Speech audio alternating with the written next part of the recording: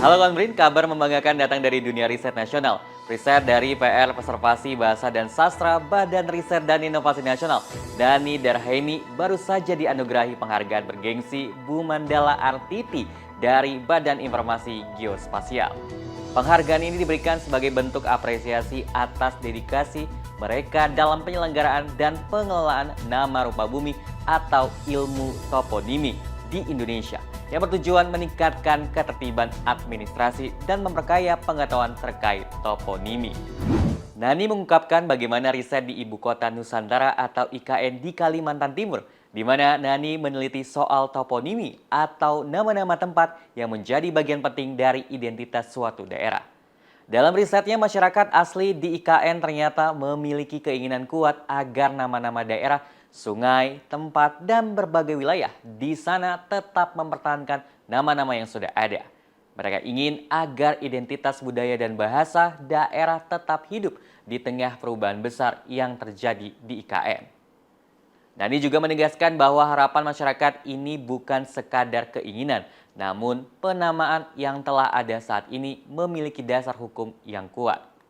Terdapat payung hukum yang melindungi nama-nama rupa bumi, seperti yang tercantum dalam Peraturan Pemerintah Nomor 2 Tahun 2021 tentang penyelenggaraan nama rupa bumi, serta Pasal 32 dan 36 Undang-Undang Dasar 1945 yang menjamin hak masyarakat untuk mempertahankan warisan budaya mereka. Nani berharap penelitiannya dapat menguatkan upaya pelestarian budaya di tengah pembangunan yang pesat di IKN. Baginya, nama-nama ini bukan hanya sekedar tanda lokasi, tetapi adalah bagian dari sejarah dan memori kolektif masyarakat lokal. Yang menyangkut identitas dan memori kolektif masyarakat lokal itu mungkin diprioritaskan, sama halnya kemarin misalnya riset di IKN itu. Jadi masyarakat itu berharap bahwa nama-nama yang mereka miliki, yang selama ini mereka kenal dari leluhurnya sampai sekarang tertera dalam misalnya papan nama, tertera dalam nama-nama sungai itu dipertahankan. Jangan sampai adanya pemekaran wilayah atau adanya perluasan wilayah atau pembentukan ibu kota negara akhirnya berduyun-duyun gitu istilah asing mewarnai penamaan tempat, penamaan bangunan, penamaan jalan, kemudian juga nama-nama mungkin yang baru muncul. Jadi mereka mengharap bahwa memori kolektif yang berhubungan dengan wilayah yang ditempatinya itu tetap harus dimunculkan.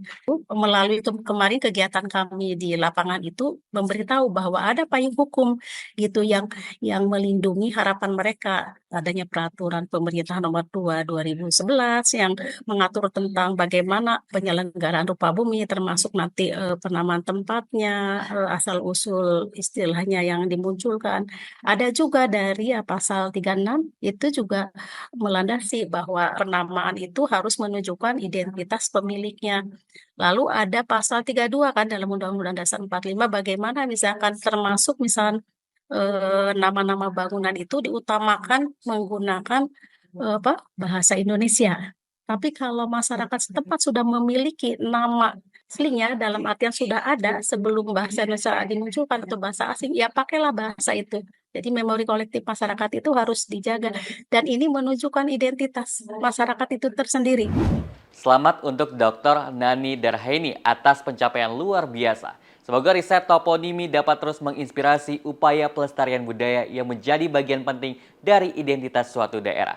Terima kasih kawan Brin telah menyaksikan Brin Daily News, riset dan inovasi untuk Indonesia Maju. Brin TV, TV Riset Zaman Now.